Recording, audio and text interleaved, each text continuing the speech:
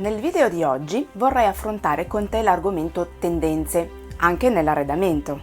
Vorrei infatti spiegarti perché nell'arredo di casa non dovresti mai inseguire la moda del momento.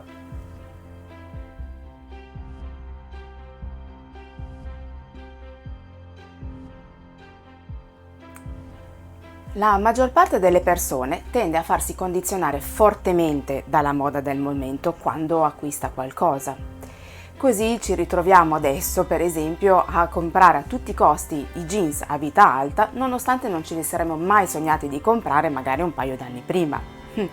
Però sai qual è la caratteristica peculiare della moda? È passeggera. Alcune durano pochi mesi, altre si trascinano per anni, ma ogni moda, per definizione, presto o tardi sarà costretta a cedere il passo alla prossima. Del resto, quanti indumenti hai nell'armadio che oggi non indosseresti neanche sotto tortura? Vedi, è proprio così che funziona. Una certa tendenza ha una vita breve, prima o poi verrà senz'altro sostituita da un'altra.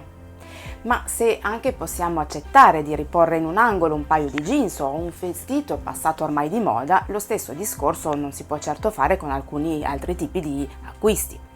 Mi riferisco in particolare agli acquisti che da un lato richiedono un grande investimento e dall'altro faranno parte della nostra vita per tantissimo tempo, come per esempio gli arredi. Immagino che avrai notato anche tu che l'arredamento di casa è fortemente condizionato dalle mode del momento. Ogni anno abbiamo per esempio il Salone del Mobile che presenta le tendenze dell'anno. Quando si tratta di arredare la propria casa, l'inseguire la moda non è un problema di per sé. Il problema nasce ogni qualvolta il condizionamento della moda vince anche su ciò che ci fa sentire rappresentate. Un conto è investire su uno stile che va di moda e allo stesso tempo è in sintonia con il tipo di persona che sei, e l'altro è lasciare che la moda assuma un ruolo troppo preponderante, costringendoti a mettere da parte i tuoi reali desideri. In questo scenario prova a immaginare come potresti vivere casa tua quando la moda del momento sarà sostituito con un'altra magari diametralmente opposta. E sai con certezza che accadrà prima o poi.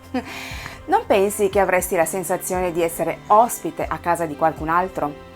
Che sarebbe estremamente difficile sentirsi a proprio agio a casa tua?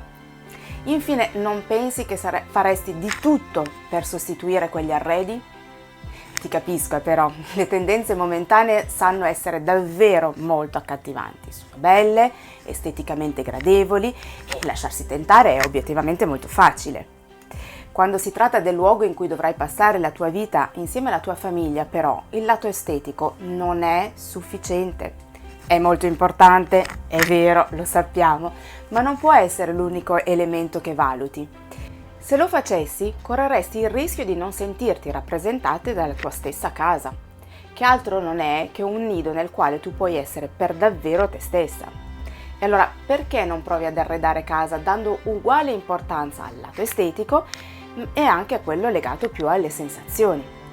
Pensa che molte mie clienti all'inizio della nostra collaborazione pensano che io ricordi molto una psicologa, perché ogni mio lavoro nasce con la scoperta della persona che ho davanti a me.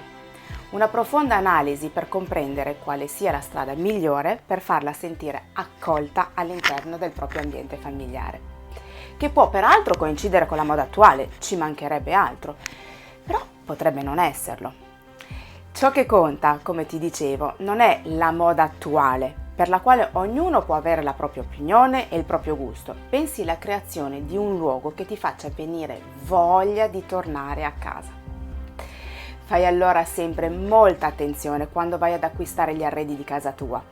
Non lasciarti attrarre da una particolare tendenza e neanche dalle parole di un venditore che farà di tutto per farti comprare ciò che va di moda, ma lascia che siano le tue sensazioni a guidarti. Solo così potrai per davvero sentirti a casa.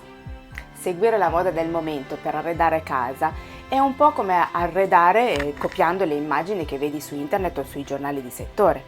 Ne parlavo in un altro video, ti metto il link nella descrizione. Alla fine avresti una casa che non ti rappresenta al 100%.